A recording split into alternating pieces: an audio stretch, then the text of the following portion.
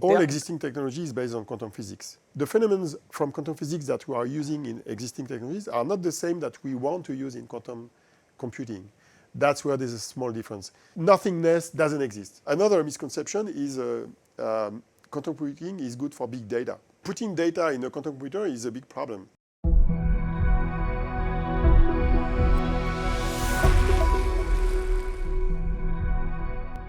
Welcome to Lokad TV. I'm Joannes Vermorel. I'm the CEO and founder of Lokad, and today I have Olivier Ezratty as a guest. Olivier has been a technologist and a futurist for more than 2 decades, as far I can tell, and I say that as a high form of praise. And his very peculiar methodology consists of picking a topic that is very important, very broad, and try to make sense of the whole package. And so the topic of the day for this episode will be quantum computing and enterprise software. And it just so happens that Olivier, in his very peculiar style, has produced a couple of years ago an absolutely gigantic report of 1,100 page plus about all those quantum technologies. I will actually confess right away to the audience that my own knowledge of quantum mechanics is about the first 200 pages of a book called Introduction to Quantum Mechanics by Griffiths, which is basically a textbook intended for students. So I won't claim that I'm expert, but we will walk through this journey. And to get started, maybe Olivier, could you tell us a little more about, as far as I understand, something like 5 years ago, 6 years ago, you went into this journey of the quantum, and did you decide one morning, I am going to become, an expert on the field, and then end up producing like probably the biggest compendium that I've ever seen on this topic, which is a massive, something, I say report, but it's more like a massive book, actually. It's a book, yeah, it's a book. Well, I didn't plan what I would do in quantum. It started about 8 years ago, 2015, when I discovered the fact that Google, NASA, and D-Wave were communicating about this kind of weird computer that D-Wave was producing.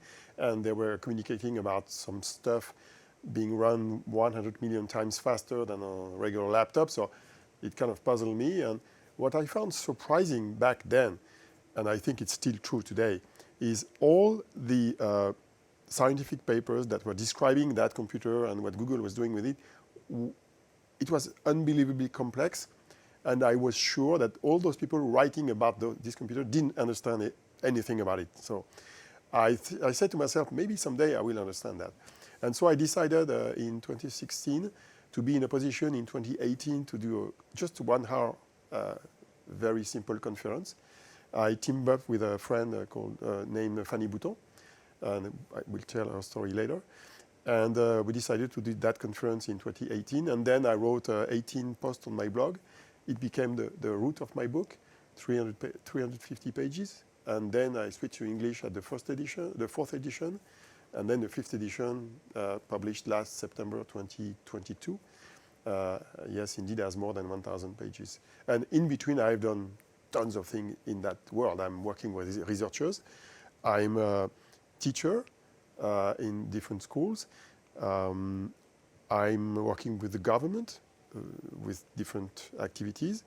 I'm a trainer in corporations. I'm an advisor in many situations. I'm an expert for BPI France for different things. I'm even working with the government at the minister level to design future iterations of the French plan. And I'm probably missed something. Yeah, the most important thing also, which I launched last year, is so-called the Quantum Energy Initiative. It's a research initiative launched with a couple of friends in research, particularly Alexia Ofev, who's a dear friend and based in Singapore now. And we launched this initiative to make sure that people creating quantum computers and other quantum technologies were caring about the environmental impact of those technologies early on in the design phase. So we want to make sure that a quantum computer, a scalable one, won't consume more power than what comes out of a nuclear plant, and that is some work to do that. And reading your reports, which, by the way, I again, I read about the first 300 pages, and then I actually skimmed the rest. I jumped actually to the last section of quantum sensing, which is very interesting. So I apologize to the audience. I'm doing something that many people do in talk shows, which is to talk about books they haven't read. So I've read, but partially. One of the things that was very, very interesting was I knew intellectually, but I had never connected the dots, that transistors is actually a quantum effect. This is the field effect. And so that's what you argue in the very first section of your report, is that although there is quantum computing has become, more recently a trendy buzzword, it turned out that when we think about what we think about like regular computing, is actually already rooted in the first quantum revolution that is dating way back in the 50s. And then the hard drives that we have with giant magnetoresistance is also a quantum effect. That's for the spin drive. So that's the recent one, the one that in the 80s we're not using that, but the recent ones, the one that have like terabytes and above of storage. All existing technology is based on quantum physics. Yes. I mean, all of it. I mean, even astrophysics, James Webb Telescope, it's using quantum physics. Fiber optics for telecommunication, that is quantum physics. Everything is quantum physics at the electron or atom or photon scale. Yes, but the phenomena are not the same. So the phenomena from quantum physics that we are using in existing technologies are not the same that we want to use in quantum computing. That's where there's a small difference. In quantum physics that is used today, we use mostly the fact that we understand well the way light interacts with matter. So a photon is displacing an electron and creating current. That is quantum physics. Gives you a solar panel, basically? Exactly, the solar panel.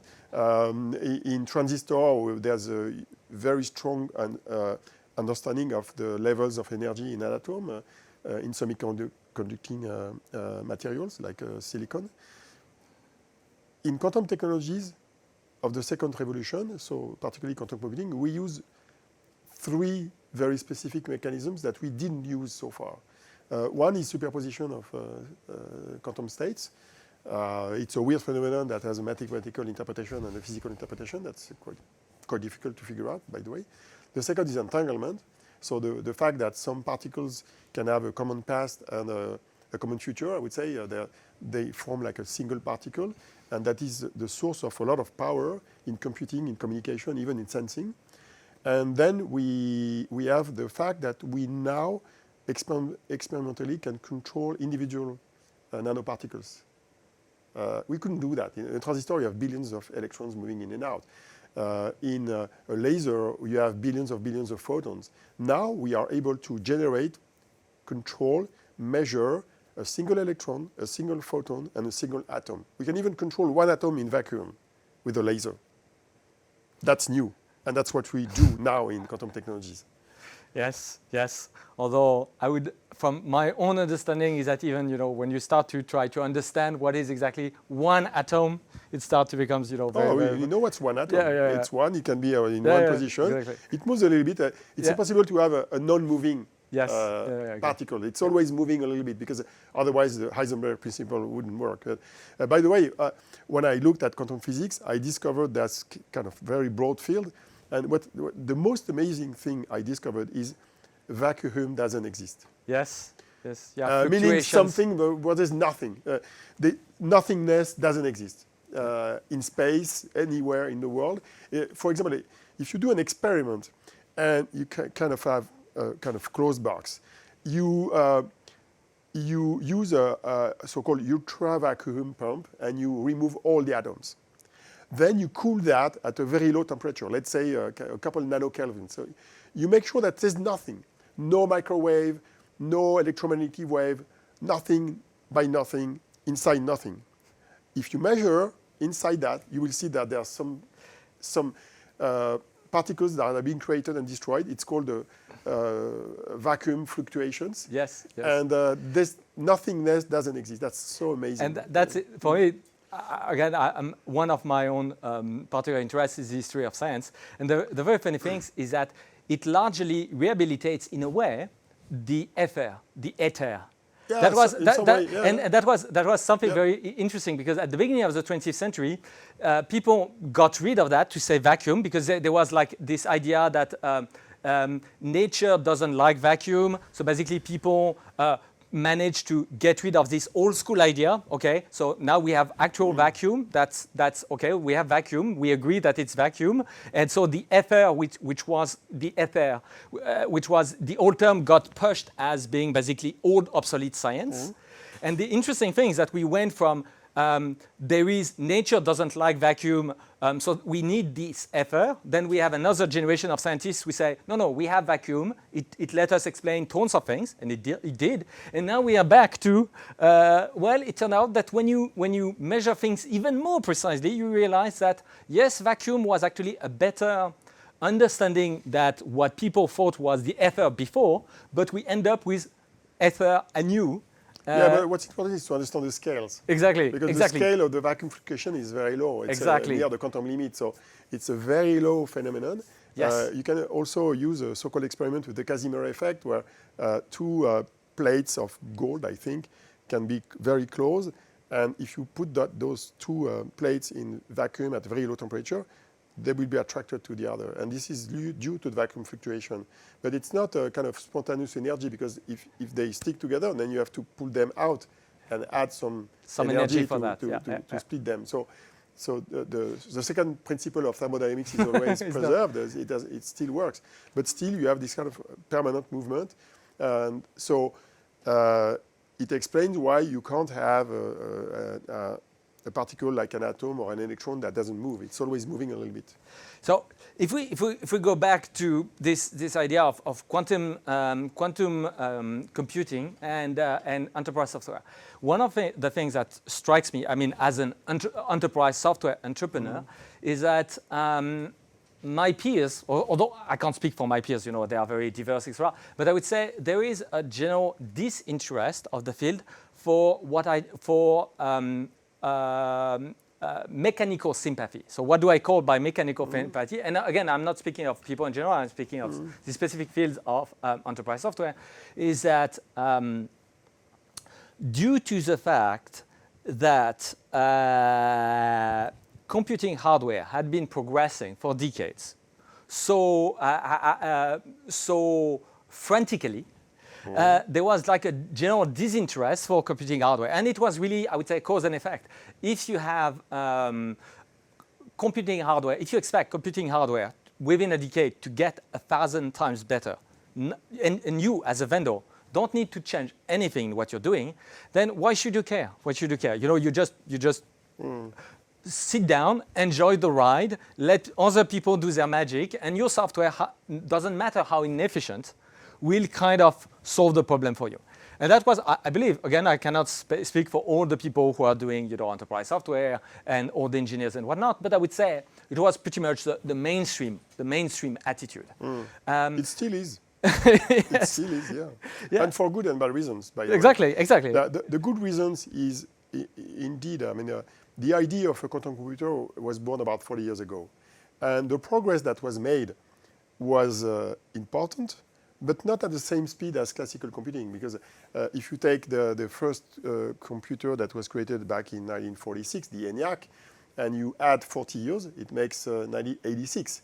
In 1986, you had the microcomputing, the Mac was there. So there was a ton of progress. We went from the mainframe to the mini computer, and then to the workstations, and then to the PC. All that in a frame of 40 years. And in that main time frame, 40 years of quantum computing, we still have prototypes. So it's more sluggish, it's slower. But if you talk to a physicist, he will tell you that in the last 10 years, there were tremendous progress being made in that space, but not at a scale that makes it transformative for the industry. Then, the big question is, when are we going to reach the so-called quantum advantage threshold, which is a situation where quantum computers will be able to do stuff that you can't do efficiently on a classical computer. We don't know really. In some cases, a couple paradigms, because there are many different paradigms of quantum computing. There's not just one paradigm. There are different types of machines. One of the paradigms may bring some value in fewer than 5 years. Other paradigms may need more time, maybe 10 to 20 years. So there's a lot of uncertainty there. And so one of the reasons why it makes sense to be interested by quantum computing is you don't know at which pace it will progress. You don't know at which pace it will transform industries. If and when it works, it may be hugely transformative. It may change a lot of things in many industries where you manage complicated stuff, I would say, optimization, a lot of complexity, a lot of optimization problems. Those problems could be solved more efficiently with quantum computers. So you have to at least learn. So even if you are, and I put myself in that shoe, I mean, even if you are kind of skeptic or cautious about the pace of advancement in that industry, you have to learn to understand where we are. You have to be able to understand just to understand the announcements of IBM, Google, and others. Because if you don't have the intellectual skills to decipher all these announcements, you may miss something. Or you may be misled into thinking it works better than it works really, or the other way around. So you have to be educated, I would say. But it's the same for many other trends. You have to be educated on the metaverse, even though you may not need to go in the metaverse. You need to be educated on cryptos, even though you may not need to get there. So you need education, I would say, to any new trend. And my personal take is that it has been, at least at a personal level, had always, I consider myself with one of those entrepreneurs with a deep mechanical sympathy. So when Lokad, engineers software, I can't, speak for every single employee at Lokad, but personally, I have a deep interest for all the physical layers that are powering the stuff that we do. And this understanding has, I believe, tons of implications on the way we approach problems. Because I see, when I see something where my gut feeling tells me that the hardware is going to make fantastic progress on this area, I say we can afford to have an approach that is completely different from this one. No, this one we're stuck. So, for example, speed of light is most likely not going to be improved anytime soon. Maybe a century from now, but who knows? Maybe never.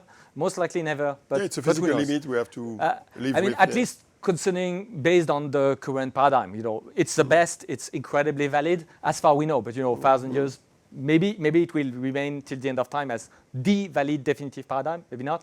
But so for that has this, for example, speed of light has very real consequences on what you can do in terms of distributed computing and Lokad. When we process so much data, that means that there are things that are most likely never going to be very viable, which is to spread our computational resources over the globe. It's for plenty of reasons. It's much easier to concentrate all those things in like one place. It's not only easier, but there are many reasons to think that that there are some hard limits where it will never become really comparatively becomes advantageous to do it any other way. Now, what is interesting, and I was reading your report, is that my first, I think, misunderstanding was, and that's in this very title of in this episode, that I was thinking in terms of quantum computing, although the proper term would be quantum technologies. There was several things that were very interesting to me on quantum communication, telecommunications, quantum sensing. So maybe can you give us, a little bit of survey of what are the sort of grand ambitions to improve those front lines? What are the front lines where people are using this understanding of the quantum mechanics to say we are potentially going to do things that were maybe not impossible before, or maybe they were, or to do it way better. That's the ambition. And what are the class of ambitions? Computing is just calculation. The simplest way to describe that is quantum computing is supposed to enable us to do some computation that you can't do classically, so maybe faster or better. At some point, maybe also with less energy being consumed. So that's one of the advantages of quantum computing. Quantum communication is both ways. It can be perceived as a way to improve the security of communication, because it's one of the technologies within quantum communication is a so-called QKD, so quantum key distribution. It's a way to distribute encryption keys that are more secure to the classical digital keys that we use with RSA protocols and stuff like that on the open internet. But beyond that, quantum communication is way it's way more sophisticated than just security. It will help in the future create so-called quantum internet, quantum network that connect quantum computers together. And it will enable, at some point, distributed quantum computing. It can also enable the creation of more precise quantum sensors. Because if you have different quantum sensors that are connected quantumly through a quantum network, you can improve the quality of the measurement. Could you give for the audience? Quantum sensor is even, it's on its own part. It's a different breed of technology.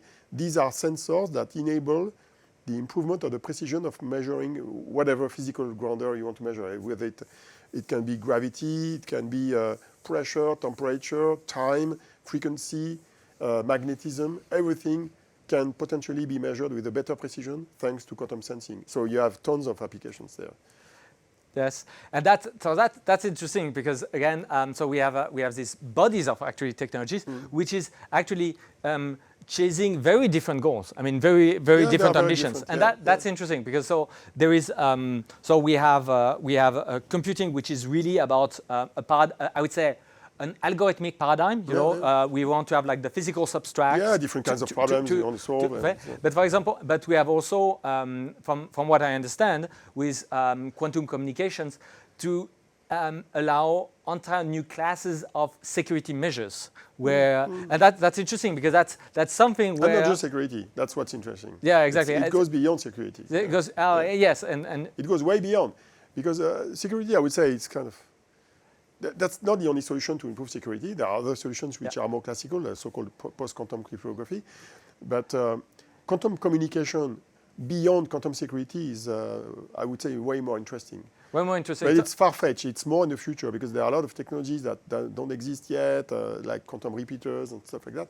But we will do very powerful things when that works. For example, communicating between two quantum computers, it can enable everything altogether. So first, you can improve the power. If you have two quantum computers connected with a quantum link, it will multiply the power of those two systems more than just adding. It's not 1 plus 1. It's more exponential. Which is completely unlike what you get with classical. You don't get that the in classical distributed computing. That's the first thing. But the second thing is, if you have two quantum computers connected through a quantum link, you improve the security of that connection. Because if somebody intercepts the fiber optics that connects those systems, he can't get anything. So I would say it's the best obfuscation system that can enable a safe communication between two parties. So you could have even a lighter client, quantum client, connected to a large quantum system, quantum computing system on the other end of the line, and it would enable a very safe communication. By the way, it's a protocol that does that called blind quantum computing, and it was invented by a couple of researchers, including one researcher that lives in France. Her name is Elham Kashefi. It's a friend, and she was the co-inventor of that protocol. It's a long time ago, more than 15 years ago. And quantum sensing was also something that I had not, not even realized that it was actually a thing. So when you say more precise measurements, could you give us, a sense? So yes, it is the usual sort of things that we want to measure. Magnetism, gravity. Do you see, in this area potential? What sort of potential do you see to do it? I would say on a scale that is incredibly so, because for example, the accelerometer, it's nice, but it's still something that is like 3 millimeter by 3 millimeter by 3 millimeter. So it is, from a mechanical perspective, it is a marvel of engineering. It is for something mechanical, it is very, very small. But compared to a transistor, something that is much smaller, that's literally millions of times bigger. And so if you have something that is do you see opportunities to have those sensors, but on a scale that is like? What I know about quantum sensors is they are more bulky than the existing IoT sensors that we have right now, but they add several orders of magnitude of precision. So in some cases, it's very useful. So if you want to measure gravity with a much better precision, it can help you detect what's beneath the ground. So it can be useful in many situations. So a typical situation is how do you detect tunnels when you reshape a city? How do you detect water? It could be also used to detect oil, even though I'm not sure we should look for more oil. There are even military applications potentially, because if you can couple a highly precise magnetic detection and gravity detection, you do those two things together, maybe you could detect a nuclear submarine under the sea. So that can change a lot of nuclear deterrent strategies for many countries. So there are many implications there. Magnetism could be used at a nanoscale also. There are so-called NV sensors. So they use a defect in a diamond structure, very small defect, just missing one missing atom of carbon, another one replaced by a nitrogen atom, and a couple of electrons, free electrons moving in and out in the hole. And that can be used with lasers to detect very small changes in magnetism. And it can be used for MRI, for example. It can be used to detect variations of electromagnetic field in the brain.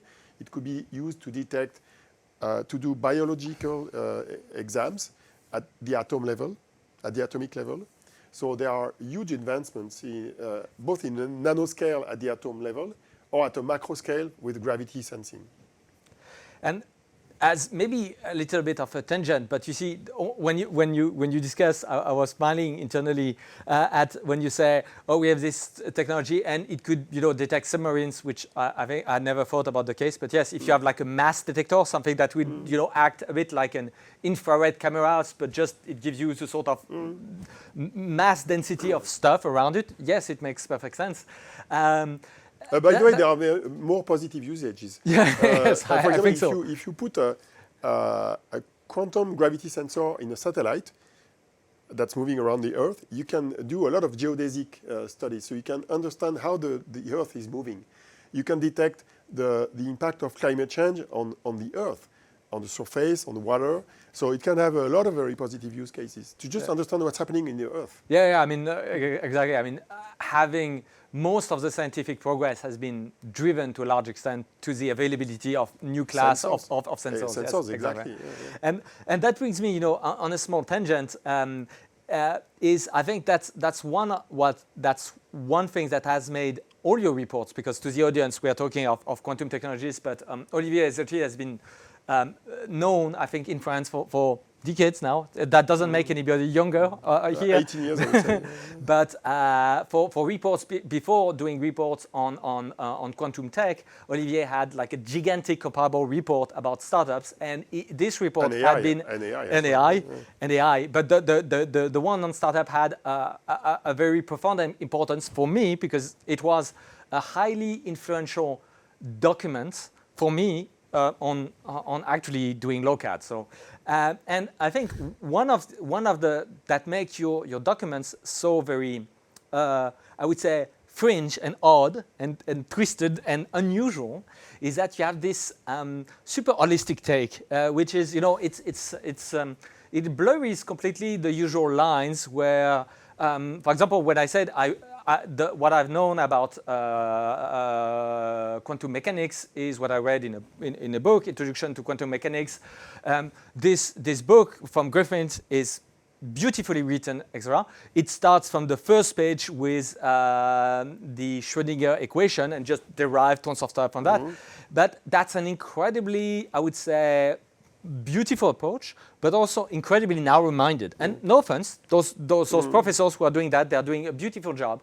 But what is very interesting with your reports is that you bring so many different perspectives. It's as if you were trying to collect.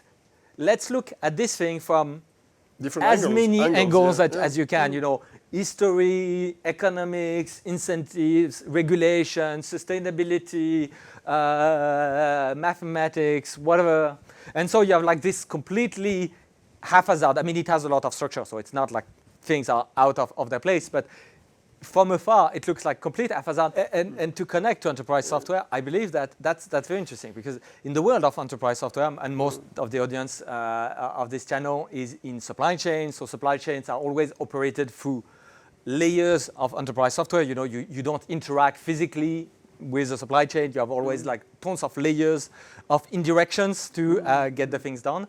And one of the problem that you have is that if you have all sort of layers, you have also all sort of layers of discourse from all the vendors who all have their stuff to say. And that's interesting because I was interested in this sort of quantum computing for a long time.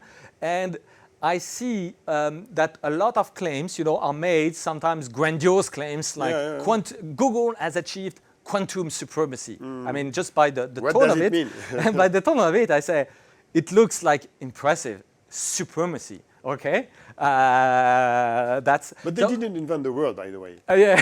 I spoke to the guy who invented the word about 2 weeks ago. His name is John Preskill. He's a teacher and a very famous academic in Caltech in California.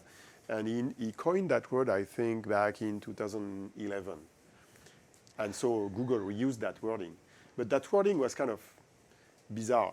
It describes a situation where a quantum computer is able to do some calculation that you can't do classically in a reasonable time, but whether it's useful or not. And it happens that quantum supremacy from Google and others from China is not doing a calculation as we used to do it in enterprise software. There's no data as the input. There's no data at the output.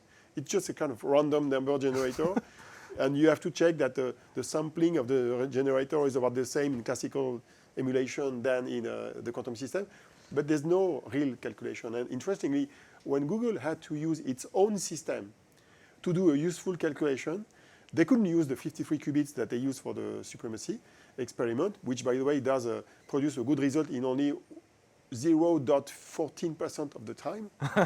That's the chance you have a good result. So you have to know that. And they could use only up to 15 qubits out of 53. And 15 qubits can be emulated more efficiently, meaning faster, on your own laptop. So that's interesting that at some point they said, we are doing stuff that could take thousands of years to be executed on a classical computer, or even the largest ones. And on the other hand, when they do useful stuff, it sucks.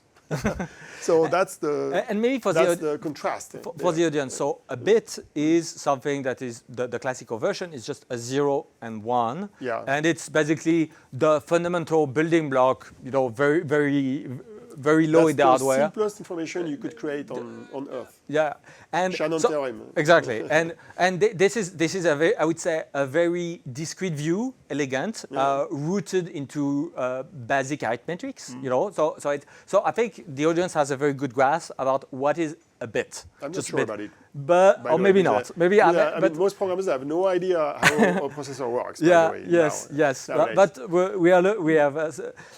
But let's assume that there is in the audience some general understanding of a bit, because just for the sake of concision of this episode. What's a NAND gate, an OR gate, and exactly. So we have the basic logic and whatnot. When we go into the realm of qubits, exactly, and there is so much confusion because I've read online everything in their contrary about those qubits. So maybe if you could just give us, a gist of the salient insight into, what makes a qubit, and how does it completely diverge from the classical paradigm? Yeah, interestingly, a qubit can be described as a mathematical object or a physical object, but they are intertwined. It's the same thing. From the physical standpoint, let's start there. It's a so-called TLS. There's an acronym that you got to know. It's a two-level system. So it's a physical object, a quantum object, that has two levels. Let's say an atom that has two energy levels: a ground state, so no excitement, and an excited state. In the real world, there are many different excited states in an atom. So you can control by lasers or other means two levels of energy. Let's say you control an electron, it's a spin. The spin is quantized, so it can be only up or down in a given direction. So it's easy to understand that you have only two values.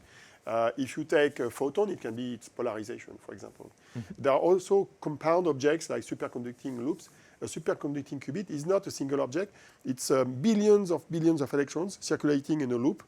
But in that loop, that is being put at a very low temperature, let's say around 15 millikelvin, you have a kind of barrier. It's called a Josephson junction. And this barrier enables the creation of so-called a tunnel effect. And it creates a strange phenomenon where you can have a superposition of two different energy levels or phase and amplitude of the current circulating in the loop. And that creates a two-level system. And so basically, it's a two-level system. But it's quantized. And it's a quantum system. So being a quantum system, it can be superposed in two different states. So you can have simultaneously the ground state and the excited state of an atom. You can have a superposition of the spin up or spin down of an electron, and you can have a superposition of polarization of vertical or horizontal for a photon, for example. So that is the description of these objects. Now, if you look at the mathematical part, the superposition can be expressed as a weight for the 0 and the 1, which correspond to the ground state or the excited state. And those coefficients, they are called usually alpha and beta. They happen to be a complex number, and they have to be normalized, mathematically speaking. So it means that you could describe the superposition of those two states in a qubit as two numbers. And frequently, they are described in a so-called block sphere. So it's a sphere where you have a vector that describes the state of your qubit. When the vector is at the north pole, it means that you are at 0. And when it is at the south pole, it's 1. And all the intermediate position elsewhere, like on the equator, correspond to a superposed state of some part of 0 and some part of 1. If you are in the southern hemisphere, it means that you have more 1 than 0. If you are in the northern hemisphere, it means you have more zeros than 1s. And if you turn around, like on the equator, it means you have a different phase of the signal. And actually, I found out that it was interesting to make a comparison between a qubit and just an electronic signal. When you manage an electronic signal, like a sinusoidal signal, you have a phase and amplitude. And a qubit is more or less like this. It's a phase and amplitude, and you measure those two values with the two values that describe your qubit. So now, what is really superposition? That's weird, superposition. Superposition comes from the fact that all those quantum objects that you're dealing with in quantum physics, they can behave as a particle or as a wave, depending on how you observe them or you manage them. And the best way to understand what is a qubit is to look at the wave behavior of those quantum objects. And it's easy to understand that if you have two waves corresponding to a ground state and excited state, you can add two waves and it makes a third wave. And that is based on the Schrödinger's equation, by the way. A solution to a Schrödinger equation for the ground state is one solution. A solution from the excited state is another solution. And it happens that since it's linear algebra that is being used in Schrödinger's equation, a linear combination of those two solutions makes another solution. So that's a mathematical view of Schrödinger's equation. So a linear combination of two waves makes another wave, like two piano notes, a do and si, it gives another note. And that's the way it works. But that doesn't tell you where the power comes from. Because, okay, you've got one qubit, you've got two numbers defining the qubit. The power comes from the fact that if you have several qubits next to the other and you can connect them, the data space you are handling is growing exponentially with the number of qubits. So it means that if you add one qubit, a third qubit, a fourth qubit, each time you multiply by 2 the space of data. So let's say you have 100 qubits. If you have 100 qubits, that compound object, quantum object, is handling an information space which size is 2 power 100 complex numbers. It's a lot of data. But it's analog. You manage an analog space of data, but it's a huge space that grows much faster than with classical bits. And that's where I think one thing that really differs from the classic paradigm is that when people say a bit, they think of something where adding bits is very much, I would say, an additive process where when you add bits of memory, it's linear. You have twice as much as memory. It's cool, so you can have twice as many tabs of Slack open in your computer, whatever. But it's fundamentally completely linear. And here what you're saying is, and that's because obviously at face value, we have computer systems where people don't even speak in bits because the numbers would be so gigantic. First, they speak in bytes, which are a pack of 8, and then people don't even speak in bytes. So usually they would speak in megabytes, gigabytes, terabytes. So the numbers we are used to are absolutely gigantic, but because actually it takes gigantic numbers in the classical sense to do things of really interest. You're not impressed by saying I have something that would be 53 bits, people would say, well, you know what, it's not, there's not nothing a big really. dream. I mean, it's at the time of the ENIAC, yes, but nowadays, Oh, you know, even at the ENIAC, you had more memory. yeah, exactly. That was already. You had thousands of bits then. Exactly. So it feels underwhelming, but that's missing the point. And that the point, if I understand correctly, is that you should, when people say, I have 20, 50, 60, 100 qubits, is that they mean I have a system where they are all completely entangled. You know, they are part of one system, and they can do stuff at one together. That two systems that are, let's say, 100 qubits, if I understood correctly, you have 50 qubits plus 50 qubits is absolutely not the same as 100. Exactly. But there are a lot of misconceptions there. For example, you can be misled in thinking that the speed of quantum computing comes from that computing space. That's not true. There's a space advantage and a speed advantage, and they are connected together, but they are different.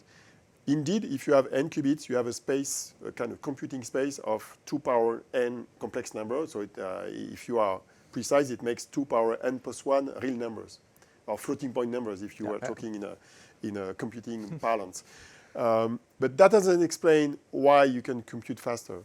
Computing faster means you have to have a number of operations called quantum gates that are not growing as fast as in classical computing. So in classical computing, the kinds of problems we are interested to do in quantum computing are the problems that scale exponentially. So there are many combinatorial problems that scale exponentially with the number of variables. And we want to have those problems that to scale not exponentially in computing time on a quantum computer. So it means you have to have fewer number of operations scaling, let's say, linearly or logarithmically or even polynomially and not exponentially on the quantum computer, where it scales exponentially on the classical computer. And then you have constants that may make it troubling to make the comparisons, but still. So the length of the algorithm is what would determine the speed of the quantum computer. The algorithm is using a lot of entanglement, so the connections between the qubits. You have to find a way to assemble an algorithm that will be efficient. And that's where the science of quantum computing lies. And it's complementary to the size. And there's another aspect that's also not a misconception, but something that's not fairly well known. When you measure the result of your algorithm at the end, you get n bits, not n qubits. So you get a 0 or a 1 for each of the 100 qubits that you have. So you get a poor information at the end. So you manage a wealth of information, 2 power 100 complex number during your computing. And at the end, you get just 100 bits, classical bits. So you say, why all this trouble? So it means that the quantum computing power comes from the capacity to explore a large space of information, but in the end to yield, I would say, a smaller result. So let's say you want to factorize a large number. The factorization is using a complicated algorithm that explores space using the Shor algorithm. That's one of the solutions to that. In the end, it gives you a small number, a number which is made of bits. So it explains the thing. And also, in many algorithms, what you do is you compute your algorithm several times, and you do the average of the results to get a floating number for each of the qubits that you have. Another misconception is quantum computing is good for big data. Yeah, that's what I was getting at, because obviously it doesn't work. Yeah, exactly. The way I understand, that was also something where I was thinking, it looks to me like pretty much by design, unless we can somehow engineer a cubic systems that would be able to have like tera qubits or something which would be kind of insane. I mean, having like billions and billions of them. Far-fetched future. Right? Yeah. But until we get there, we see that we have kind of a bottleneck to even channel data into the system. And putting data in a quantum computer is a big problem. It's still a research field, because a quantum gate that puts some data in a qubit takes some time. It's very slow, by the way. I was reading something like 10 kilohertz or something. You know, this sort of order of magnitude. Well, IBM right now is between 2 kilohertz and 10 kilohertz, meaning the number of cycles of operations per second. It's not very fast. Yeah, it was and even with trapped ion, which is another kind of system coming from IonQ or Continuum in the US, it's even slower. So it's not very fast to put information there. So most of the time, we use so-called hybrid algorithms, where the complicated data part is done by a classical algorithm, and then you feed the quantum algorithm with the pure bitwise part of the problem. I would say the compressed data, which doesn't require a lot of quantum gates, and then the computing explores that huge space of information, and then it yields a small result. But there is something else, which is bothering right now, which is when we design a quantum algorithm, most of the time we think about a perfect mathematical object, this mathematical qubit, which is doing a linear algebra. It's kind of vector multiplying a matrix and getting a vector. It's just matrix and vector multiplication, quantum computing, when you look at the math. The problem is the qubits that we have today and we'll have in the future, they are noisy. So they generate a significant errors at each computation. So you have to get the data there. Averagely, in existing quantum systems, every operation is generating 1% error rate. Every operation. So it means if you compute simply 100 operation, at the end, 0 good result. It's kind of simplistic, but it's more complicated than this. But it gives you an idea. And many algorithms that are supposed to bring some exponential acceleration, they need about 10 power 9 or 10 power 14 operations. So it won't work if you have too much noise. So we end up being in a situation where we have to find a workaround around this noise. And there are two ways being explored. One is to find ways to create algorithms that can support that noise. They are called shallow algorithms. So it's algorithms which have a low number of gates and operations, so that it doesn't reach the level where everything breaks down. The other way is to use a so-called quantum error correction. And quantum error correction is a way to create so-called logical qubits. So these are qubits that, from the outside, have a good quality. That's the one that we need for a given algorithm. But to obtain that result, those logical qubits are made of many, many redundant physical qubits. And the redundancy is huge. I mean, the current plans are saying that to have a very good quality qubit, you will need 10,000 qubits. Oof. So it means, and you have to boil in that to get quantum advantage from a pure mathematical standpoint, you should have at least 50 qubits. More 100, by the way. It's between 50 and 100. So 100 logical qubits times 10,000 qubits makes 1 million qubits. So you need 1 million physical qubits of very good quality to create a real useful quantum computer bringing some quantum advantage. Right now, the last record is from IBM. They released, or they announced last November, and they will release in a couple of weeks online, a system that has 433 qubits. But those qubits have very low fidelity. It's probably less than 99% fidelity. So it means more than 1% error for each operation. So it's not suitable to do anything, I would say, right now, or anything very useful. It's a step in a long roadmap from IBM that makes a lot of sense, but it's an intermediate step. And so there's a big difference between 400 shitty qubits and 1 million very high quality qubits that could implement error correction to get this kind of real quantum supremacy. So there's a lot of work to be done there. And so there's another solution that exists. It comes from IBM, by the way, and Google and others. They use a new name. It was created a couple of years ago, named quantum error mitigation. Mitigation is different than correction. Correction is you correct errors at each operation. Through redundancy. Exactly, with redundancy. Mitigation is a bit different. It's a way to use, by the way, AI. So it uses a lot of machine learning. So you train the system to understand the phenomena of error in your system, and you do some kind of post-selection correction. So you compute your result many times, and after some training, you are able to correct the result. But after the whole computing is done. And it's supposed to extend the capacity of the so-called noisy quantum computing system. The same guy who invented the supremacy nickname invented another nickname called NISQ. It means noisy intermediate scale quantum computer.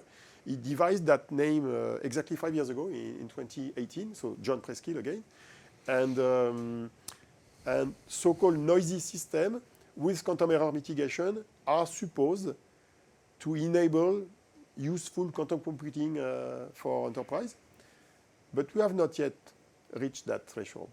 It may be in a couple of years, but there are some uncertainties there. And it piqued my curiosity. And again, this is highly speculative for me. It's going through shallow algorithms, which is probably the short-term-ish perspective to just make it work. The long-term view of error correction. There might be also other an approaches that says, well, I have a substrate, physical, that do operations that are noisy. Maybe just play along with the noise with stuff where having errors is not that much of a problem. And maybe, again, I don't know. In machine learning, I see that there are plenty of steps where, for example, there are papers about that shows that one of the bottleneck I would say one of the modern flavor of AI, which is deep learning, is that you end up with matrix multiplication, basically, that are consuming a lot of resources.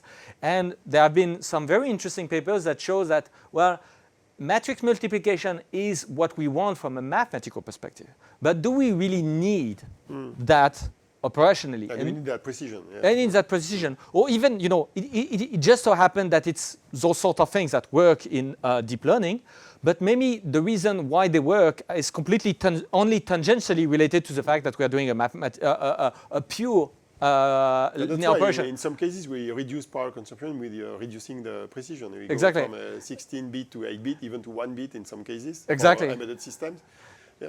And so maybe, do you see places where people just playing with operators that are very powerful in their own ways, even they are noisy, to do things that are maybe that's the problem when we speak as speculative. So it's those things are probably not even being done. But do you see areas where people would actually solve with quantum computing problems that were not even deemed particularly interesting? It's very frequently the fact that you have the mean to do it that makes it interesting. So I'd say the answer is mostly no, and I will detail. Okay. There are mainly 3 kinds of algorithms that you could implement in near-term systems. The first kind is chemical simulation.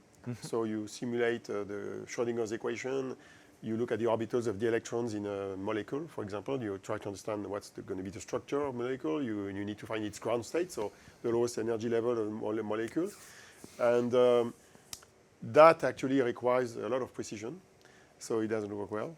And it requires a lot of precision, particularly if you want to do better than classical computing, because there are already systems based on tensor networks and based on different techniques. Chemical simulation on classical system work rather well. They are limited. But if you want to simulate a more complicated molecule on a quantum system, you need to have very good precision. So off your list. The second kind of algorithms are optimization. Optimization algorithms, it's more or less binary optimization. So yes.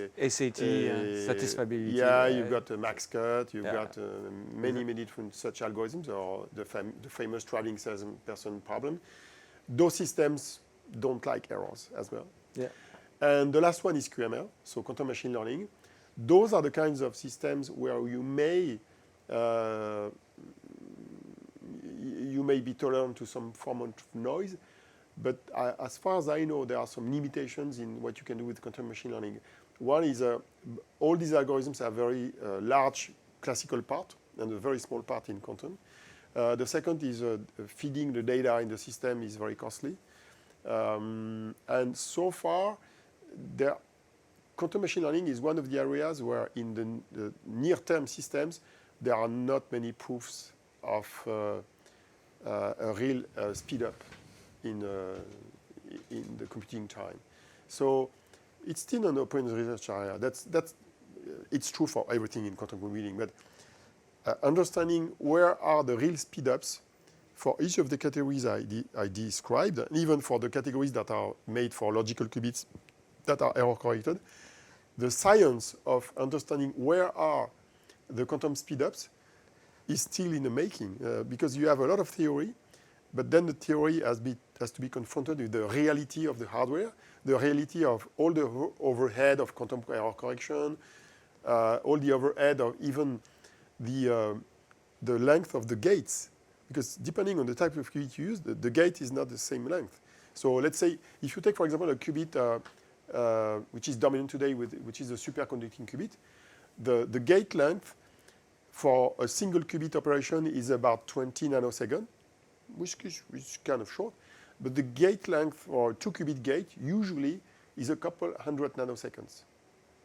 And then you have the electronics that control the gate, because the gate is not quantum.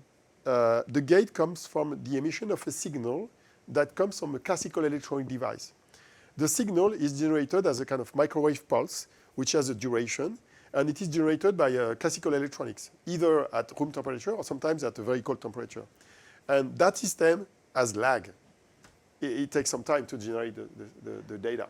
And then that system has to be controlled by a classical system, because a quantum computer, in most cases, it's always a classical computer that controls classical electronics, generating some kind of photon. The photon can be in a microwave regime, so let's say 5 gigahertz, or in the optical regime, in the visible spectrum or infrared spectrum, not UV usually. And those photons are sent to the qubit. They change their state. And then we send other kinds of photons or whatever frequency on the qubit. You see what is re-emitted by the qubit. You look at the signal. You turn the signal from analog to digital. You look at the signal, and then you get an idea if it's a 0 or a 1. So you have this kind of loop between classical computing, classical electronics, and the qubit, one way and the other way around. And that brings me to to a question that is, again, just to test a bit my understanding. It means also, I had not realized actually that quantum computers were so, I would say, controlled at the gate level by electronics. But to my understanding is that if you want to have any of those beautiful emergent properties of the quantum mechanics, you need to be at super low temperature. Pretty much. It depends? No, it's not true. It depends. Well, most of the time it's true, but there are a lot of differences between the kinds of qubits. So the qubits that are the most stringent for temperature are superconducting qubits.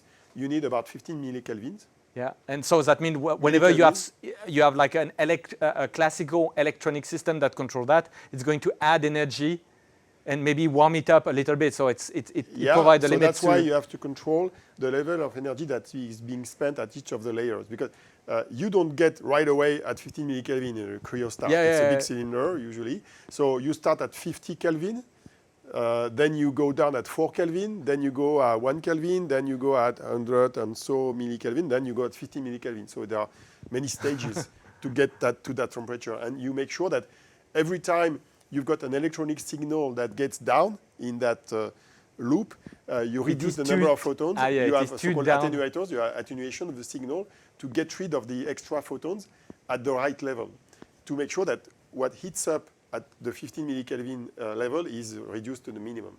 And you have amplifiers, by the way. You have one amplifier at this stage that is used to amplify the system for the qubit readout. But that's superconducting qubits. Then you have a so-called silicon qubit or silicon spin qubit. Those are using semiconductor systems. They use the spin of the electron, and they can run at a higher temperature. But when I mean higher, is instead of 50 millikelvin, it's a range between 100 millikelvin and 1 Kelvin. It's still very cold. It's still way below the point of... So you still need the same kind of cryostat. It's way below nitrogen being liquid. Nitrogen is, forgot the 72 Kelvin. It's even higher. Below hydrogen being liquid. It's even higher. It's helium. Helium, helium is above 1 Kelvin. And so there are two isotopes of helium, helium-3 and helium-4, which have a different temperature for getting... so basically, it's not your home freezer that does this sort of... freezer. The freezer costs more than €1 million. So it's got a cost. But there are other technologies which are different. Let's take photons, for example. If you want to control photons in a processor, it can be room temperature. But you still need some cryogenics, because most of the time you need to cool the source of the photon, which is mostly, in most cases, based on some semiconductor effect that has to be cooled. So let me give you an example from France. We have a startup called Candela.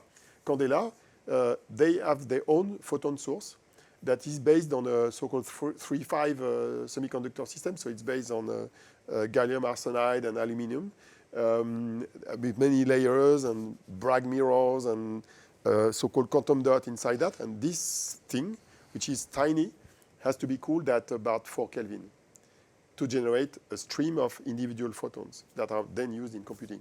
Then the individual photons get in a circuit with the waveguides. That's room temperature. And then at the end, you need to detect the photon one by one. So at room temperature, you can have a system where you have photons that are controlled individually? Yep. Oh, I didn't know. It's very impressive. Yeah, in the waveguides, they can interact with each other. And then at the end, you need to count the number of photons you have on each waveguide. And the photon detector itself has to be cooled. Because the most promising technology for detecting photons individually is based on a superconducting effect. And those systems also are cooled at about 4 Kelvin. So you need cooling at both ends of the system, but not in between. But in between. Now, let's take neutral atoms. It's a very, very different beast. On the datasheet of those vendors, they say no cooling. It's not true. What they do is they need to control the atoms, to put them at a given place in vacuum. To do that, they use lasers. So lasers in 3 directions. And they use the so-called technology called the Magneto Optical trap that was invented by Jean Dalibard, who was one of the PhDs of Alain Aspect, the recent Nobel Prize. And that technique is being used to control the position of the atom, but to cool the system, just for the cooling. And then they use another system with another laser and a different kind of thing, a special device that controls the position of the atom individually. When the atoms are cooled and positioned very well, their temperature is in the nanokelvin range. And surprisingly, you have not used a fridge. You have just used a pump to remove atoms in the system and lasers. So it's laser-based cooling. But still, what they discovered... Which feels very counterintuitive because you are actually seemingly adding energy by throwing photons, but actually the net effect is it is using the Doppler effect. The Doppler effect is a way, if you have an atom coming to you, and you send him some energy with a photon. The photon is like a ball. It will push the atom in the other direction. It will slow down. Those atoms who are moving the other way around, they won't receive the energy because of the Doppler effect. It will be lower energy, so it won't affect them. So averagely, all the atoms coming to you are being slowed down, the others not. So if you do that in 6 directions, it will progressively slow down the movement of all the atoms. And you don't use a mechanical effect. It's only light that slows down the atoms. But still, it's cooling the system. Because what is temperature? The temperature is a measure of the movement of the atoms in a given medium. So it's still cooling. And what's interesting is what they discovered in, for example, in Pascal, the French company, or in QEra, who is a competitor based in Harvard in the US. They discovered that when they add more than a couple hundred atoms in that vacuum chamber, to make sure that they do create a very high quality vacuum, they have to put some cooling in the pump. So now the cooling is not on the qubits themselves, it's on the pump that removes the atoms from the chamber. That's engineering. I love that kind of thing. See, that's real engineering. And so the last one I could mention is the technology called NV centers. We mentioned that for sensors, but it can be used also for computing. And there is a company based in Australia named Quantum Brilliance. And actually, it's a German-Australian company. And that company has already created a 5-qubit system that works at room temperature. I'm not sure it could scale very well. I'm not sure about it. But still, that technology could potentially work at room temperature. What I really love about this... it's always different. This discussion is that it shows that whenever you have vendors, you have incentives to, show off. And for me, as someone who has like some degree of curiosity for that, what I see, not being vested in the field, is an endless stream of incredible claims. And so what I see, it's very interesting, is that you have so many claims, and interestingly, it's not that people lies, and that's the interesting thing, is that it can mean a lot of different things, or there can be a lot of caveats that comes in so many different. By omission or whatever. Exactly, and it's fine. I mean, also you can't tell whenever you, as a vendor myself, you can't tell everything every single time. You have to make choices. Yeah, also you have to simplify things. Exactly. I mean, I can't say all there is to know about every single things that we do. And here is, by the way, the copy of the source code and copy of all the experiments that we did. Blah, blah, blah. I mean, in theory, you could potentially conceive that. In practice, it is worse because that would be so much more noise. So how and my perception is that. Again, we have touched at that. My perception that this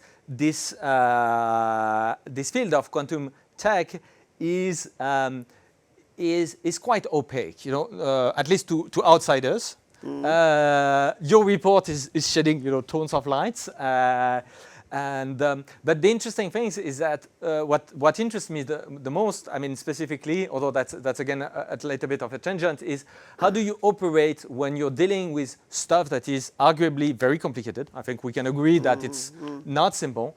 That there is a lot of claims, a lot of noise, and because enterprise software is pretty much the same sort of stuff. Somebody claims that they are doing something fantastic. Yes, in a way, but it comes with tricks, and there is dependencies and cost, and so you're operating in a field that is, in a way, very complex. We can argument that in supply chains the complexity is just accidental. It's just people do things in ways that are probably much more complicated than they need to. So that's accidental complexity. In quantum computing, you're dealing with the universe, which is just it is just as it is. So it's less accidental, but it doesn't really address the fact that things become very difficult nonetheless. How do you make sense to even, for example, get a sense of progress? I mean, you've said that you talk to people, but one of the things that baffles most of my prospects is that everybody is kind of a vendor in those sort of games, So how do you identify who is to be trusted?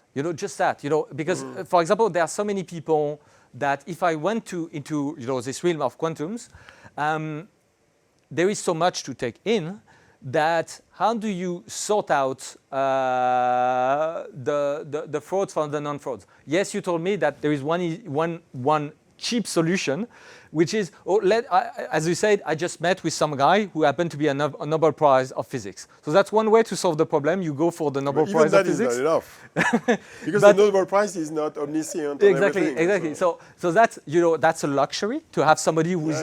I mean, that's somebody who has like a rubber stamp of this person probably knows a lot about what they're talking. So that's good, but more generally, when you have those sort of things, how do you identify the people that can act even as a relay for you to gain understanding? Because there are so many possibly frauds, there are so many blatant claims, so many things that are just going to, and you have just so much time also to wade through that. So how do you navigate the field? It's an endless game, and basically I try to meet as many scientists as possible, mostly in fundamental research. I try to improve the diversity of the people I meet with.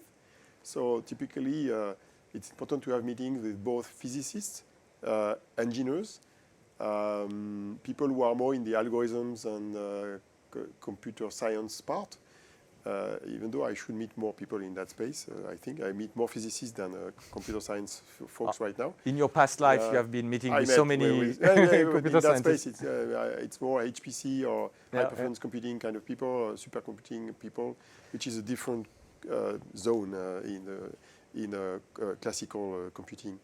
So meeting different people, reading a lot, just trying to understand a scientific paper. I try to read as many scientific papers as possible. I try to understand the lingua. That's the first thing to do when you read a new paper. But it's an endless game. It's a never-ending. One of the reasons why it's complicated I would say, and it's a plus for the industry right now, is the diversity. What I mean the diversity is you have at least 20 to 30 different kinds of qubits right now.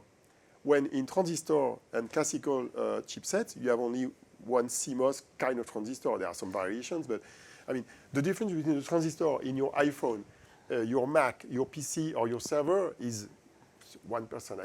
It's more or less the same technology. It's the same technology. It's always a silicon, NP doping, and gates. It's always the same kind of thing. In quantum computing, you have a number of different technologies. That's amazing. And sometimes on one given technology, there are only, let's say, 50 people in the world who know about it. Let me give you an example. 2 weeks ago, I was in Las Vegas, not for the CES. I stopped that 3 years ago. I was in Las Vegas for the APS meeting, so the American Physics Society. That's the largest group of physicists in the world. 13,000 physicists in the same location. And I met with a company. They came to me. The company name is HeroQ. Nobody knows them very well. They are based in the US, in Chicago region. And they are doing a silicon qubit. No, not silicon, a spin qubit. So they control the spin of an electron. But that electron is laying on a helium substrate, cold liquid helium, on top of which there are electron spins. It's weird. I mean, it's very weird. And why do they use that? Because the helium is isolating the spins from the surrounding circuits. It's one of the many, many weird technologies you have around. And for each of the technologies, you have only a few scientists who can tell you what it is about and what are the pros and cons. You have to live with that. So you have to live with uncertainty. You have to live with partial information. You have to have some gut feeling. You also have to have a broad engineering knowledge of all the dimensions. For example, one of the things I discovered recently, particularly with working as part of being a co-founder of the Quantum Energy Initiative with Alexia Ofev and others researchers, I found out it was very important to look at the electronics.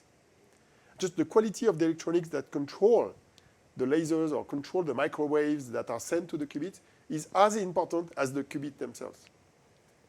And so electronics is not a commonplace. I mean, when you're a computer scientist, you don't know anything about electronics. So I had to come back on Fourier transforms, on understanding signals theory, understanding what is jitter, so the variations you have in the phase, the amplitude, or the frequency of a signal generated by classical electronics, understanding the power that is needed to generate a microwave, understanding the attenuation, the filtering, all of that electronics engineering is influencing the engineering of the quantum computing system.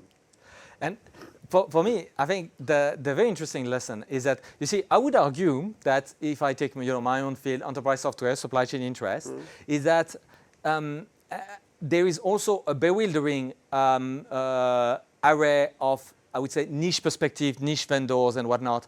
Just for example, to look at the problem of, let's say, supply chain, when it says that, there is probably 20 competing philosophies on how to approach the problem. There is like the mainstream one, flow casting, DDMRP, s&op. I mean, those are literally different viewpoints, and there are dozens, and then there are plenty of vendors.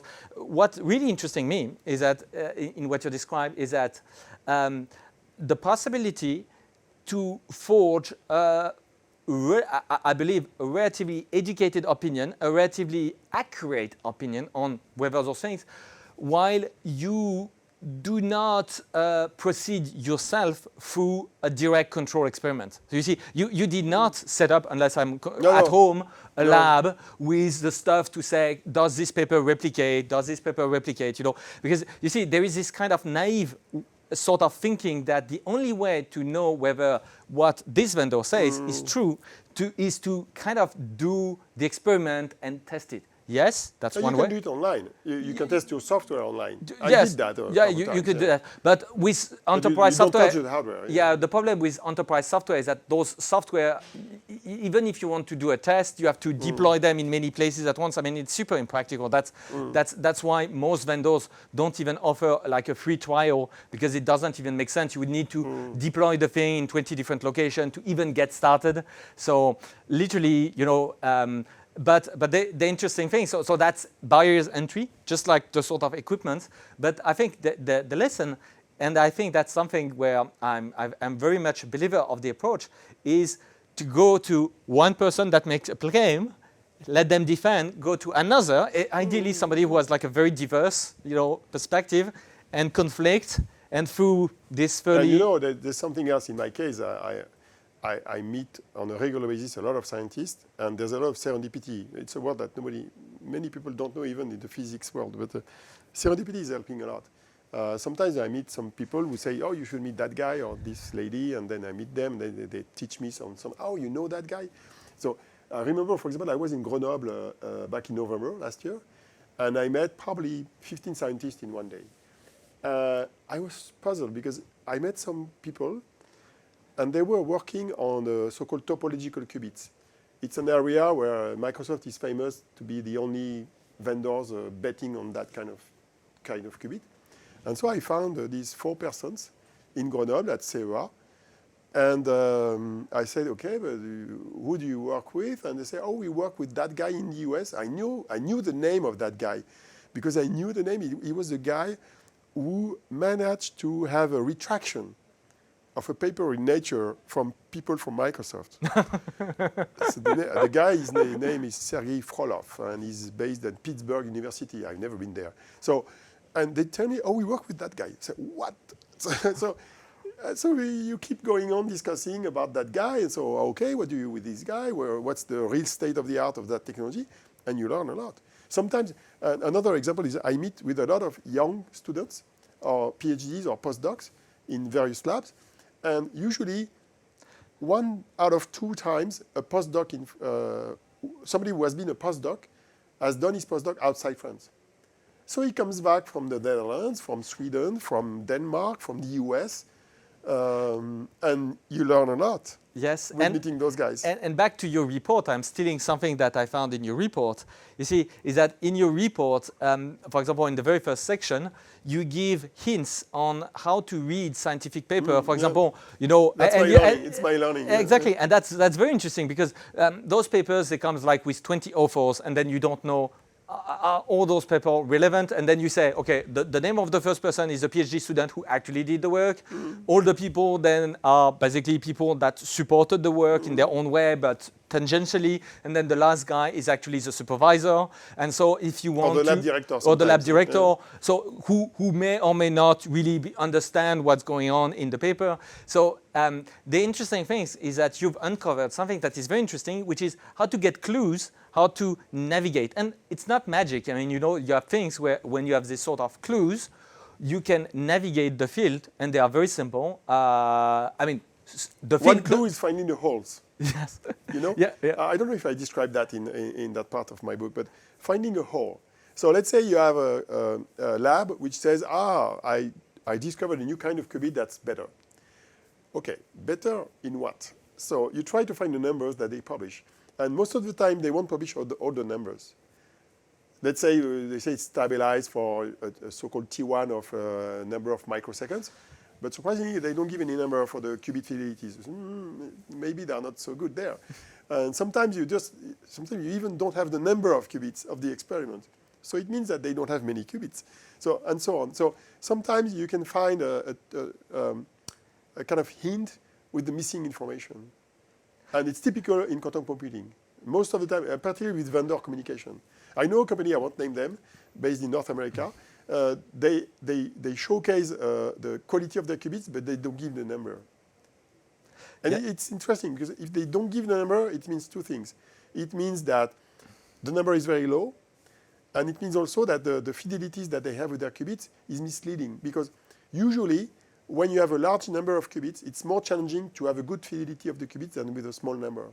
So if you give a good fidelity, but you don't say it's only 3 or 4 or 5 qubits, you're misleading people. And that's very interesting. It's an example. Yeah, because you see, I think at the root we are dealing with humans who do even if they are very intelligent, they have the same sort of tendencies that other humans in other endeavors, I would say. And if I go to supply chain software with a specific supply chain interest of mine, is that I see that although the clues are not the same, they exist just as well. They are different. For example, if a vendor has no screenshots, there's a near certainty that their UI looks like crap. You know that because if their UI was looking great, they would have tons of screen. They would show it exactly. And if the algorithms that they have are just a glorified version of moving average, then they don't talk about it. They just say we have like super advanced AI. It's just moving average, you know, to do the forecast. But then they would just say that. On the contrary, if people have something, they would have like endless section on their website on this. And conversely, you know, if their software is super slow, they will emphasize, they will not talk about speed at all. They will emphasize that they have completely understand, they completely understand the sort of mindset of this vertical, but then they don't speak at all about the fact that their stuff. So I really like this idea of looking for the holes. That's more meta, because basically it means that you need to have this sort of adversarial mindset. You know, it's if somebody tells me something that is remarkable in a way, so your first filter is to decide whether this thing is remarkable enough to go chasing for this person. But that means that then your instrument would say, what is the sort of most likely price to pay for this claim? What is the untold cost of, you know? Yeah, well, there's something else that makes it complicated in quantum computing.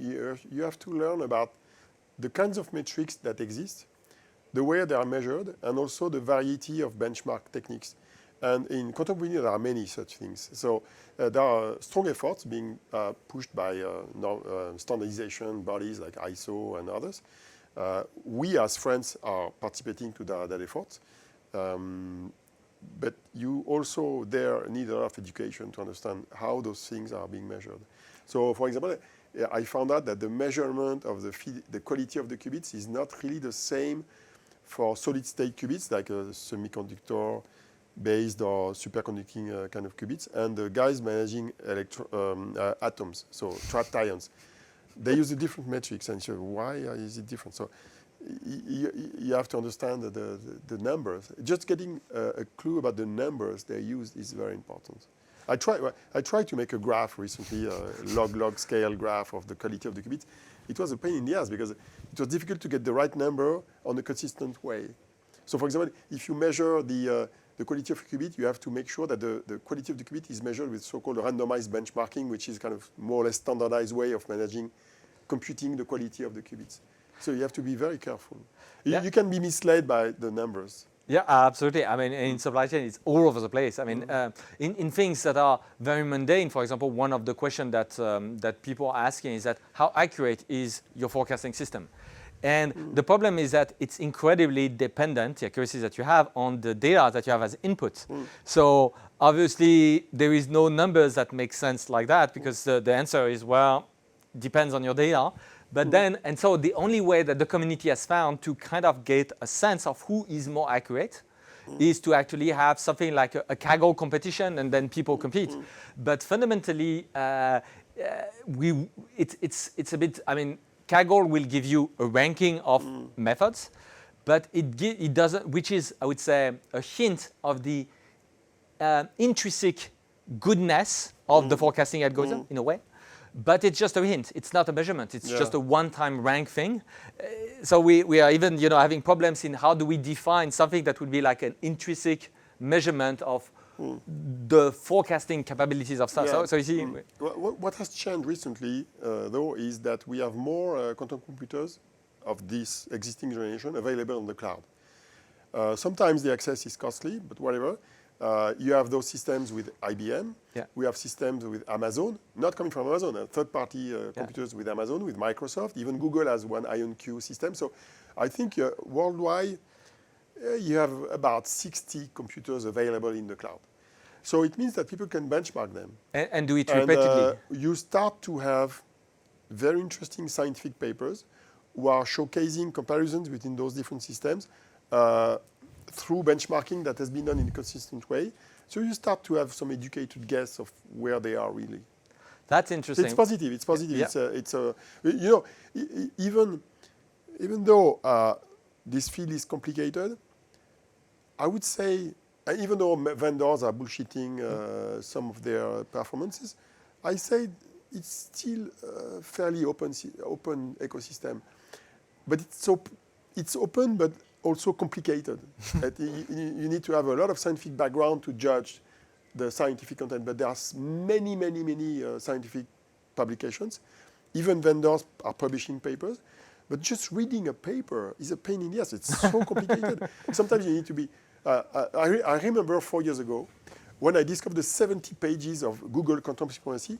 I laughed at the paper, and the reason I was laughing is say, who can get an idea of what's in that paper given the number of things you have in the paper? Because you had quantum physics, you had algorithms, you had comparisons with classical computing, you have electronics, you had cryogenics, you had so many different things in 70 pages, and graphs, very difficult to understand. So, and I remember 4 years ago, probably I could understand about 5 to 10% of the paper. Now I think I'm in excess of 50%. But not the total, not the whole paper. So and it takes a while. Every time I reread the papers, oh, I got that because I read something else elsewhere, or I got some training, I got some video. So I would say it's still open. But you can be open and closed simultaneously because complexity is obfuscation. And the lack of comparisons can be a form of obfuscation as well. So for example, if you want to reconcile data coming from very different vendors, you need to have either somebody who did a paper consolidating that data, or you do it on your own, like I did for this chart I've been doing recently. And so there's still room for data integration, I would say. The capacity to gather data from very different sources and to figure out where we are really about this. I'm currently writing 2 papers on that.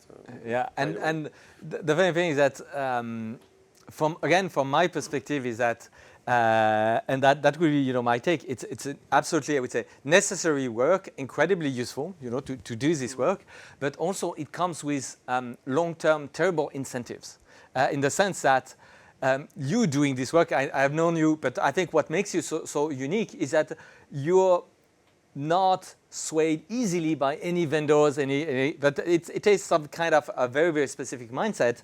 And when you go, I was a vendor in the past, so yeah, I know what it is to be a vendor. you've been at Microsoft, you've been part of the game, so I think it gives you also the sort of antibodies, intellectual antibodies. Microsoft is by large, by my own appreciation, is that it is what it is. It's not, people who have like a black and white opinion. It's made of many people. It's gray like the logo. It's gray like any collection of, something like 200,000 plus humans. You have very good people, very bad people, and whatnot. So you can't reason as if it was something. But I think it gives you, some sort of intellectual antibodies on the sort of I would say, corporate bullshit that tend to emerge from large collections of humans. Irrespective of who is involved, there is some sort of mechanisms at play. You don't need to be a large company to do bullshit. I know. So very small companies will do bullshit as well. Exactly. And you know why they bullshit even more sometimes? Because they have to raise funding. So yeah, exactly. But and the point being attractive to a VC in that space requires more bullshit than for a large corporation. Yeah, and the point that I'm getting at is that if you play this role of trying to be an expert extra, that exists, and I'm not going to give the name of the companies that start with a G in the realm of enterprise software. That is like a super prominent market analyst. But the way I see that is that the long-term incentive, if you're a market analyst, a bit like what you're doing, I mean, in a true sense of having this holistic perspective on the field, is that there is an incentive to become, I would say, outsource press management for the vendors. That's literally that. And I don't play that role. But I know. But that's in the sphere of enterprise software, especially supply chain. The people who play that roles very quickly earn a lot more money, and I would say right now the people who are doing that are earning, if I were to guess, their revenues are, they precisely don't split what they earn, because they always, as an analyst, they will always claim that they make most of their revenue from clients where they do the explanation. You pay to access the knowledge of these experts, but the reality is that vendors are paying more to have a biased expert that will just say what the vendor would prefer this third-party analyst to tell the market at large. And so you end up with this distortion which again, I believed in your case, your report is really, I would say, pretty much as good as it can get in a truly, as far, a human that has all the human limitation can get into having like a non-biased assessment of something that is super complicated and changing. But what I see, that's also something that piqued my interest, is that I see in fields that have, where quantum computing do not have yet, it's still very emergent with not that many established vendors, etc. Supply chain has been playing this game for 4 decades, so there are, very established interest. And so we end up with a situation where people who should be playing your role have this sort of over the decades becomes kind of corrupted, and then they becomes serving whatever messaging comes from the vendors. But that's the interesting things, and that will be, that's my long-winded conclusion to that, is that you are doing this sort of work pretty much, with a lot of help, but pretty much on your own. This report, you have tons of assistants. And I'm alone, yeah. It's not, so what strikes me is, and I think that, modern corporations, they tend to underplay what a single person can do given just a couple of years. If we look at the sort of, this sort of technology, quantum computing, it baffles company. And the way they typically approach the problem is that they are going to take, let's say, consultants and spend €500,000 or dollars on having a team of 20 people for 3 months. Oh, I've seen that. To do that. And for me, what baffles me is that you are kind of the proof that the sort of understanding that you can gain by having, by doing the most uncorporate things, which is to say, let's go all in on one person, intelligent, motivated, give this person years, you will end up with, and the reason why I say that is that you're playing the long game. It's a long time investment. Those things will be around for a long time, way beyond our lifetime and whatnot. Incrementally, yeah, you've got some kind of time advantage then. Exactly, but the interesting thing is that most companies that operate supply chains are, by, I would say, playing the long game almost by nature. If you look at General Electric, which is still a very, very large company, their history goes way back. If you want to build, an absolute empire with factories everywhere, warehouses and whatnot, this is not exactly those things were startups in their own time, but the nature of the physical infrastructure makes that it's decades in the making. So adopting this sort of long view, as far my own field of supply chain is concerned, should be the default mindset, just because it literally takes decades. Even if we look at giants like Amazon. Yeah, it's true from whatever topic. Yeah, exactly. I forgot one thing about my contact points. Yeah. I should add a couple ones.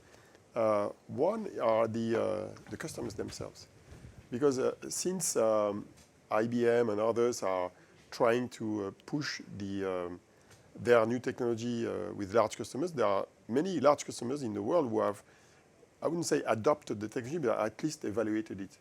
And so there are a lot of even scientific papers published by customers. In France, we have Total, EDF, Onera, MBDA, who else? I missed probably a couple ones, but there are a couple industry customers who have tested things. And if you meet those guys and the scientists from those companies, you also get a lot of insights. Because they are even, I would say, more educated. They have tested different technologies. They have tested real algorithms, real business problems, and they give you a lot of insights. And it's part of the things I learned recently. Go and see the customers. Yeah. I even have some partnership with some of them for some projects. I would absolutely love to see that in supply chain. Clients publishing papers, because what we have right now is case studies that are complete. You have to go beyond the case studies. Exactly. The point with the case study, it's literally infomercial. It's a piece of infomercial.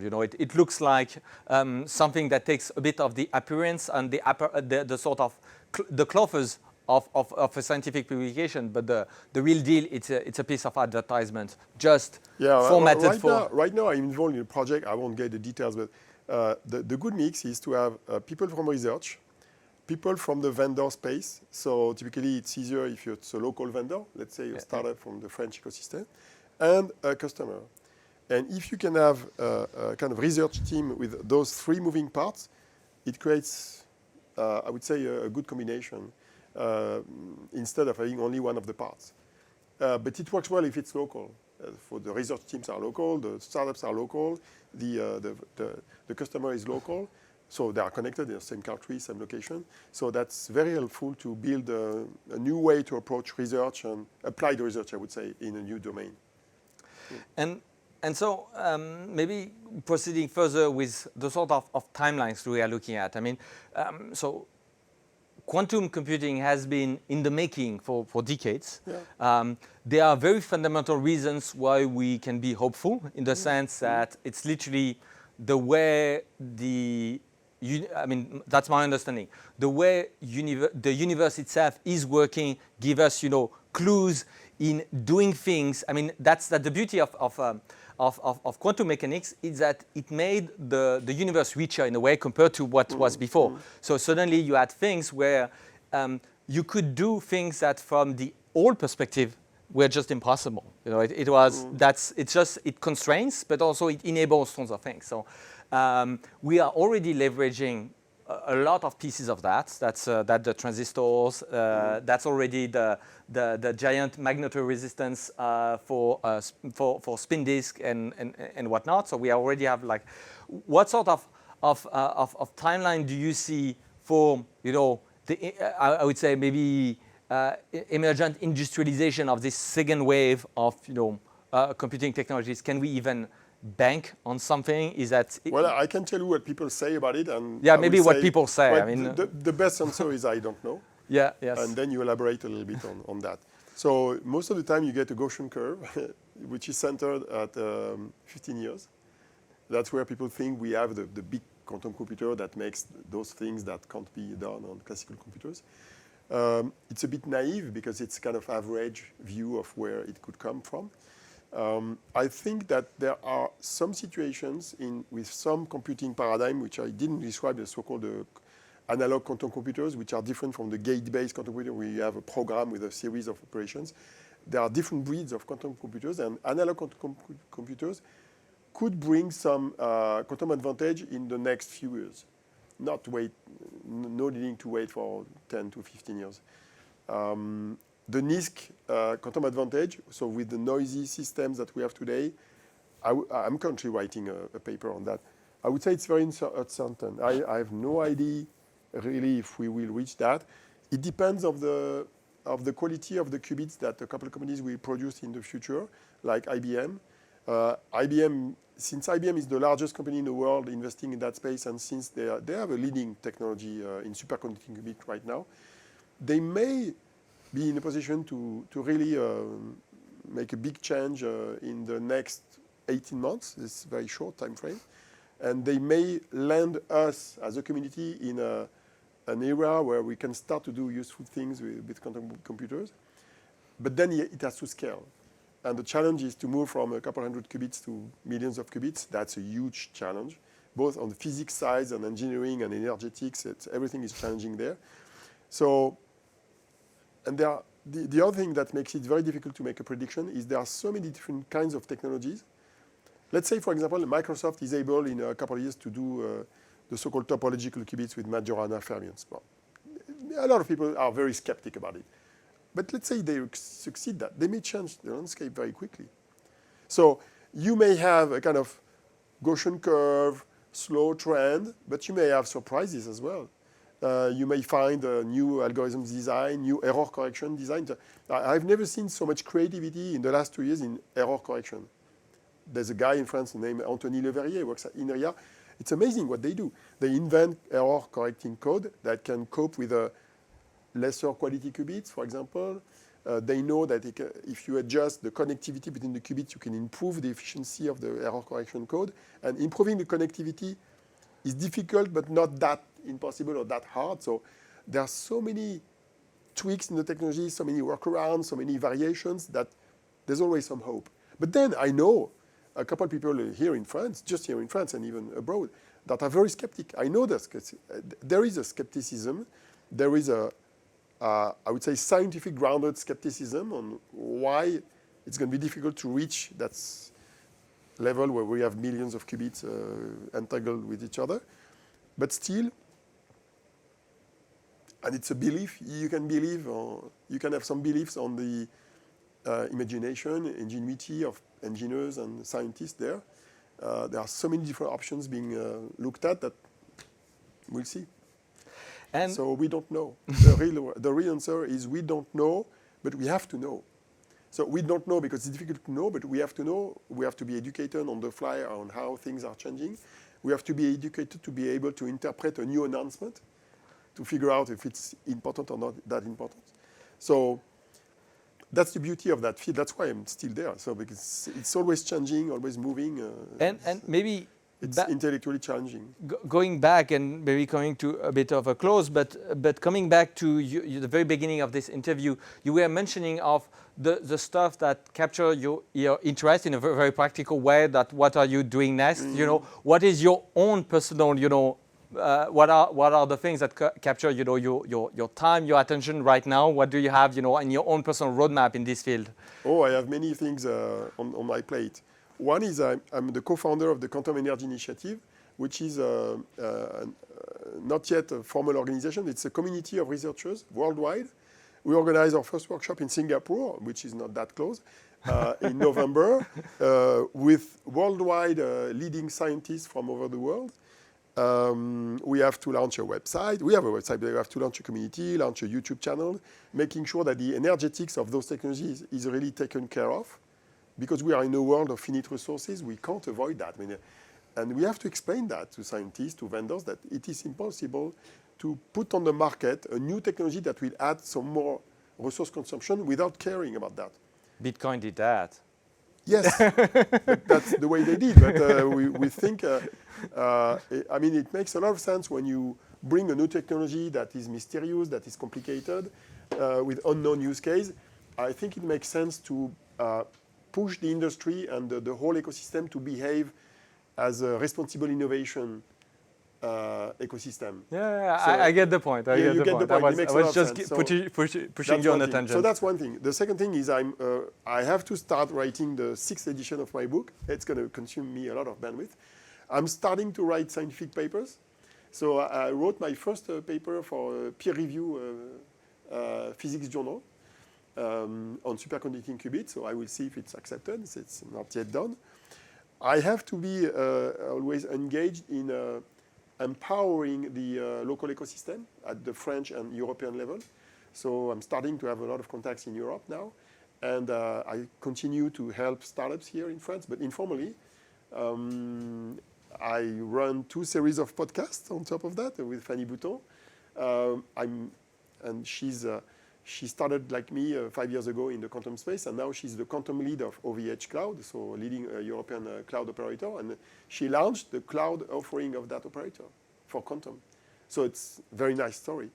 I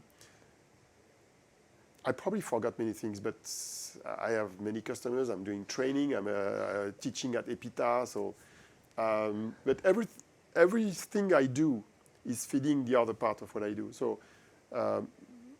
Being a trainer, being teaching quantum computing forces you to structure your thoughts. Writing the book is likewise. You structure your thoughts. You share your thoughts. Writing papers in, let's say, small papers of 30 to 45 pages. It's still long. Interviewing people in podcasts. When you meet people, it encourages you to meet various diverse set of people. Working with customers. I try to have the most diverse way of working. That's my way of life. Yes. And I would like to be a small contributor in the success of the French and European ecosystem. That's the kind of end goal. I would like to contribute to the success of my friends in research, particularly for the Quantum Energy Initiative. I would like that we kind of have a so-called sovereign quantum cloud in France through OVH Cloud that I'm helping as well. So there are various set of things which is more or less about helping the ecosystem and me learning, learning, sharing in an open way. And by the way, I believe that your approach, which consists in writing it down yourself, is incredibly virtuous. not just in propagating the knowledge, but just even if you were not publishing it at all, just going through yourself the motion of putting these things together, it is incredible exercise. I think it's also one of the lessons, to my enterprise client. I see that many large companies who are into decade-long undertaking, who should be taking the long view of just doing that, even for themselves, do managers try to collect their sort of life work of understanding of their own field so that the company gets better? Because that's the interesting thing, is that people would say, oh, but maybe those people are going to leave us 2 years from now. But the interesting thing is that when I talk to, let's say, a supply chain director, those are still the sort of positions where people have been in the same company for 30 years. So this, so you see, this is a bit the excuse as opposed. So just the value of doing the writing exercise just for yourself. I've always done that since I was a student. Exactly, so and I think that's also it's maybe a way of life, writing stuff. Yeah. The underappreciated superpower. Where does it come from? I mean, yes, you can be a remarkably intelligent man, which you are, but on top of that, there is, I think that no matter where you start from, if you go through this exercise, you end up way higher than when you started. I mean, that's my own personal experience. You have to be a little bit organized. I have some kind of simple organization tricks, but to reuse information in various places, to take notes. For example, the way I update my book is a bit special, but not that special. What I do is I have a small Word document where there is the same table of content of my book, and that's where I put all the junk I receive on a daily basis. I mean, all new archive paper, all new news, all new announcement. It's put in the right location, at the right place, in a kind of in a canvas of your own making. It's a twin of my book. It's smaller, of course, because it's only the updates. And then when I update my book, I've got everything already stored by topic. So let's say I want to update the algorithm part. There's just an algorithm chapter already with all the links, and then I can update that. And since I have some customers for which I do some techno screening and some news that are not published, I also have a lot of written, let's say, explanations on the news that I can reuse to update my book. So when you do everything on your own, you have to be organized in reusing the content in a clever way. I do also a lot of charts that I update on a continuous basis. I've got my own database of companies in quantum, so Excel with a lot of tables and so on. So it's funny because a lot of people ask me, do you have this number or this list? There's always a table in my Excel sheet with all the data. So I've got even the database of all the Nobel Prize in quantum physics. I've got that database on companies. I've got that database on the qubit fidelities. Everything that can become a database is in my Excel spreadsheet. And then if I don't know, I ask ChatGPT. Maybe he's going to answer and provide me some data. Yeah. Yes, that. I mean, for me, I'm not that organized. Although I'm trying to cultivate, a written base of my own, understanding of my own field. Maybe, as parting words, what would be your suggestion to either, CEOs or CTOs of companies? They are facing fields that are very opaque. They can't, go all in on quantum computing like you do. What would be your suggestion to those people with regards, to quantum computing? My book, of course, without reading the whole stuff, but looking at what's inside and looking at, for example, if you are, let's say you're a bank, or you're in the chemical industry or the transportation, there's always a chapter for you in my book. Because there's a long part which is listing all the use cases that are identified, even though they don't work yet. It gives you an idea of what quantum computing could bring for your business. So there's a chapter for that for 20 different businesses in my book, even defense and intelligence. Yeah. So you will find some stuff there. Then you can also listen to the podcast I'm running with Fanny. We do about 1 to 2 podcasts a month. But don't just read the press. When I mean the press, whatever the press it is, it's not just, I'm not criticizing the press. Given the formats that you have in most journals, even scientific journals, it's impossible to get a good clue of where we are really. You have to meet the people. You have to see specialized people, whoever they are. You will see also that as a customer, you have to diversify your sources of information. Because what I say is not the same thing as other, and there are different opinions. It's still opinions based on science. It's not just conspirationist opinions, but it's you have to get different views. I would say you need to have optimistic and pessimistic or in between views of where we are really. Like I don't know where we are. And the shortest way is go attend a conference where me or others are explaining stuff in 1 or 2 hours. Oh, there's a last one. I do many conferences, and many of them are on YouTube. Some in French, some in English, but the best formats, I would say, because my experience is when I'm asked to explain quantum computing in less than 1 hour, it's not that good. No, it's too short. If you go on YouTube, you will find some formats where I have the opportunity, either alone or not alone.